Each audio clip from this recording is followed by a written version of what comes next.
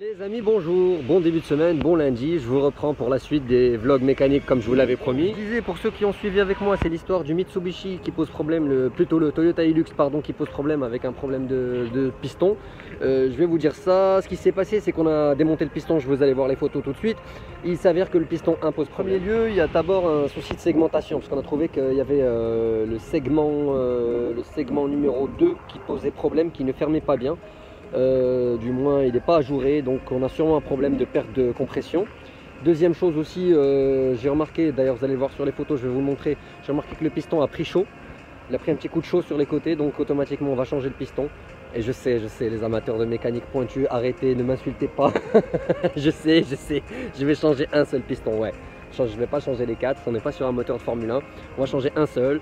Et on va faire la réparation nécessaire, c'est un véhicule utilitaire. Donc je vous reviens rapidement une fois que j'ai le piston et que j'ai les segments et qu'on est en train de tout réinstaller.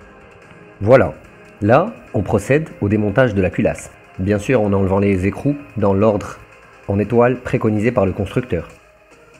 Et ce sera bien nécessaire pour pouvoir voir l'état des pistons et l'intérieur du moteur. Comme vous le voyez, le piston effectivement a pris chaud. D'ailleurs je pense qu'il n'y en a pas qu'un seul.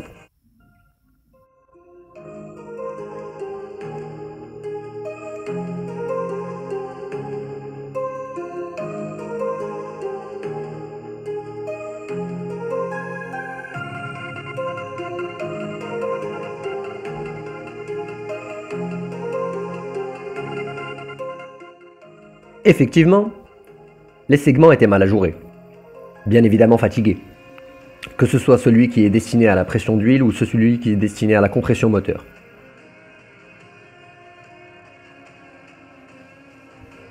Eh ben, il est bien beau ce moteur, hein. Alors je vous explique ce qui se passe. Ici vous allez constater que le plan de joint est extrêmement encrassé, donc à nettoyer bien sûr avant leur montage, c'est évident. Vous allez remarquer que les conduites destinées au refroidissement moteur, les conduites qui contiennent du liquide jaune ou de l'antigel pour être plus précis, celles-ci, la majorité sont encrassées donc. Nettoyage également. Vous allez aussi remarquer une concentration de calamine sur le haut des pistons, sur la face des pistons qui rencontrent les soupapes. La calamine étant bien sûr le produit noir résiduel de la combustion du diesel qui est une combustion incomplète. On en reparlera dans une vidéo si ça vous intéresse. Donc pour vous confirmer les amis, le client m'a dit qu'il m'avait amené un piston en bon état. Donc je suis obligé de me retaper le nettoyage du piston parce qu'il n'est pas en bon état.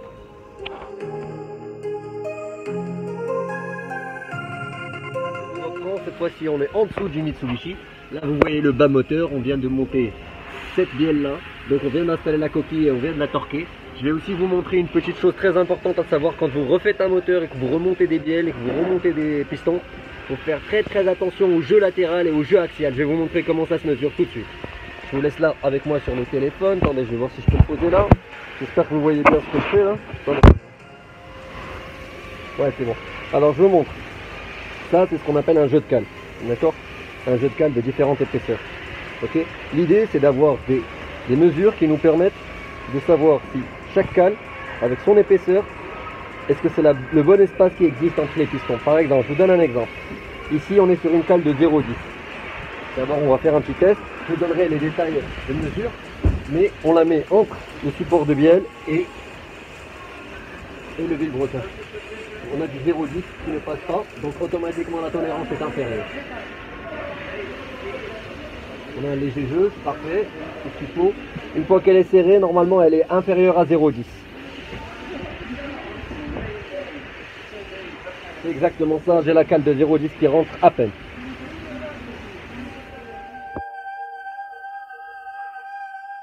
Culasse, alors c'est la culasse du Toyota qui est juste derrière, on l'a presque fini, on a monté les pistons, comme vous pouvez le voir. Et puis là on va attaquer la culasse. Donc avant de monter une culasse, il faut tout d'abord la nettoyer le. Comment dirais-je, nettoyer le plan de joint. On est d'accord. Ah oui, il était à noter bien sûr que je n'avais pas évoqué le joint de culasse. Le joint de culasse évidemment a changé, hein, bien sûr. Celui-ci est très fatigué et puisqu'on a ouvert, il était judicieux de le remplacer. Donc nettoyage du plan de joint dans les deux sens, passage du joint de culasse et pose du joint de culasse bien sûr, passage de quelques points de colle Renzoil pour sécuriser l'ensemble.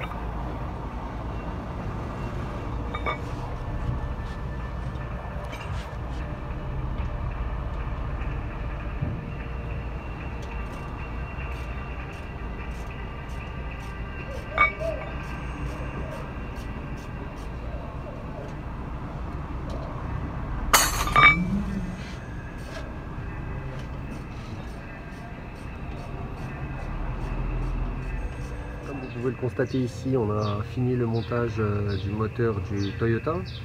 On a remonté le collecteur, on a remonté le haut de la culasse, on a remonté la dérivation électrique, on a remonté aussi les accessoires autour. Il reste la courroie de distribution, etc. Ça va se faire dans ce qui va suivre, je vais vous montrer ça.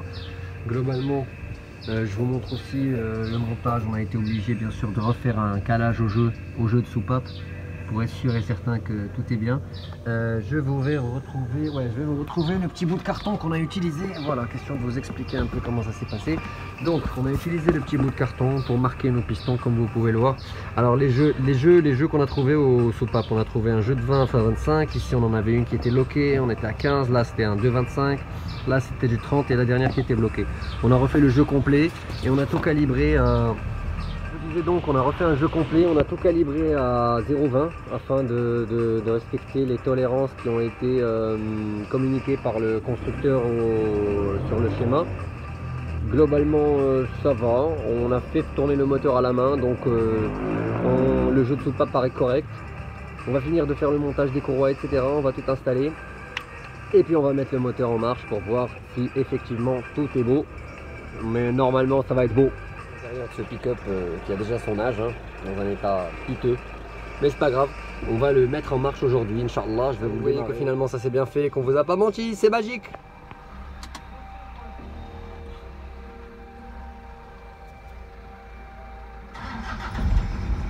Voilà, ça marche nickel, tout est nickel, on a mis le contact, on va le faire rouler de suite là, et puis ça va être beau.